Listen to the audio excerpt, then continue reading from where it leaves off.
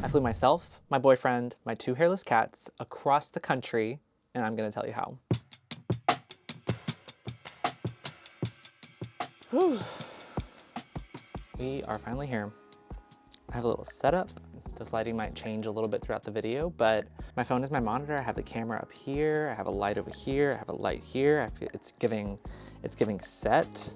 Hi everyone, welcome to my channel. It's so weird to say that. Oh my God. I'm Liam, I'm a designer. I moved all the way across the country to the West Coast back in 2021. Obviously a few years have passed, so we have quite a bit to talk about. I grew up in Kentucky. Shock, I know. You may be thinking, how did this come out of that? And I have no explanation for you. All I can say is that I have a slight Southern charm that comes out when I've had a few, but more often than not, I felt a little out of place and I knew that it was not somewhere I wanted to be long-term. Back in 2020, some of us remember the COVID pandemic. Some of us choose to block it out, but that's when in my hometown, I just felt like things weren't working anymore. I felt disconnected from others, from myself. Everything was so pent up and I just needed to make a change. I had a few contenders on the list of where to go, and here were some of my criteria that I was looking for. First and foremost, had to be alphabet friendly, so probably a bigger city. I wanted mild weather because I was done with the sticky summers and then the increasingly freezing winter. And lastly, I wanted more direct flight options. In a smaller city, you don't get as many direct flights, and I was looking to travel more and more accessibly. We are so lucky enough to have friends in other cities, so we were actually able to take a mini tour of the United States. We really wanted to get a vibe for each area because this was the first time we were doing a really big move.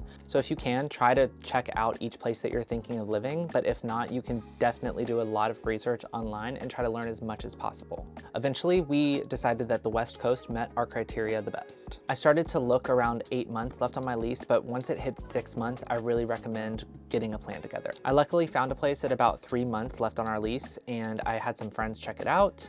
I did a virtual tour, and I really felt like it was the best option that fit the budget and also fit the apartment wish list. We really wanted a 2-bedroom, 2-bath. I work from home a lot of the time, so I really love a separate area to do my work versus where I sleep. We also wanted to have that room serve a multi-purpose and be a guest room when people come to stay.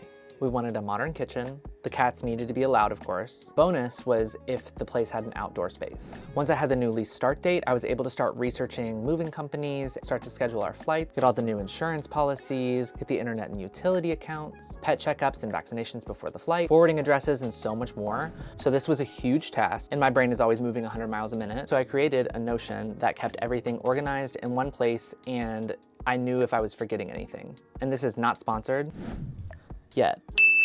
I honestly just really love Notion's product. But as I was putting this large to-do list together and researching companies for moving, I realized that this could get really expensive pretty quickly if we weren't careful. So we did the following things to help reduce the cost as much as possible. The first was to sell both of our cars and plan to eventually buy a used SUV in our new location. We were moving to a bigger city, so there was better public transportation, but we also wanted a car to be able to make Facebook Marketplace and IKEA runs and be able to do road trips and also just do things quickly whenever we needed to. And with selling the cars, we also took a look at everything we owned and tried to figure out what we were selling, what we were taking with us, what we were donating, what was trash. For example, we knew we wanted a king bed in the new apartment, so we decided to sell our queen bed frame and our queen mattress.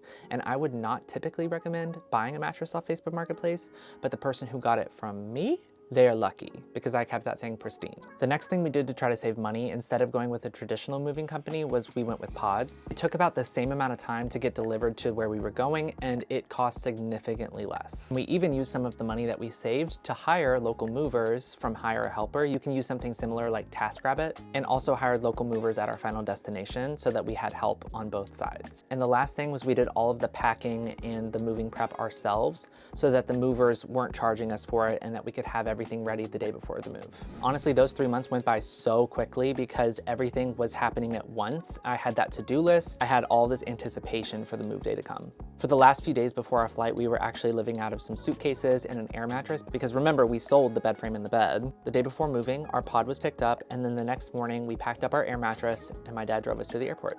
The actual flying process and getting through the airport security wasn't that bad. It was the first time that we'd ever flown with the boys. Insert picture of boys.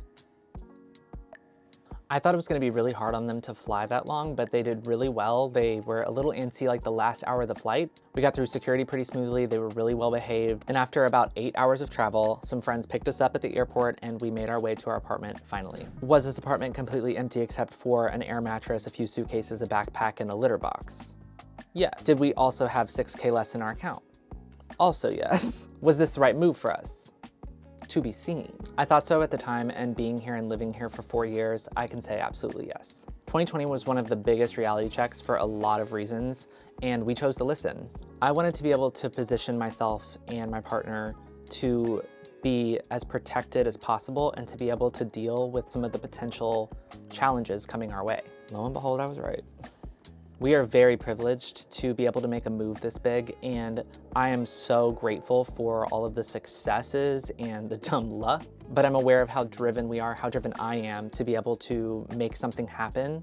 In the time that we've lived here, I have seen so much growth in myself, in my partner, in our relationship, in relationships with others, and I don't recognize myself from 4 years ago in the best way.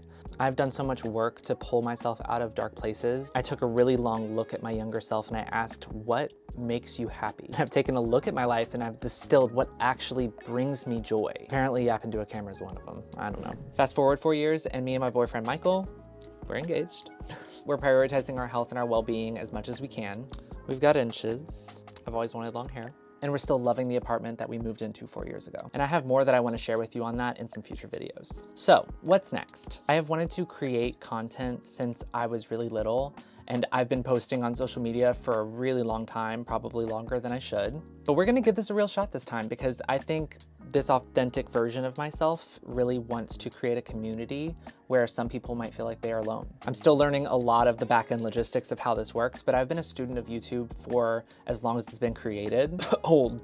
But because I've been consuming YouTube for so long, I have some ideas of where I want to take this. Like this video if you found it helpful, or if you just enjoyed listening, I really would appreciate it. And if you want to follow me on my journey, I have so many ideas. I have so much I want to share with you. Please subscribe. And if you like more consistent, bite-sized, short-form content, you can go ahead and follow me on all my other socials at Liam for short. That's everything I have for you today. Thanks for watching so much. I really should figure out a sign off.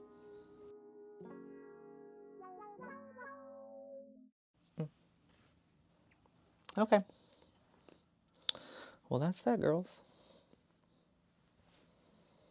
Oh my God, the set is so good. Hopefully I got everything. We're gonna find out.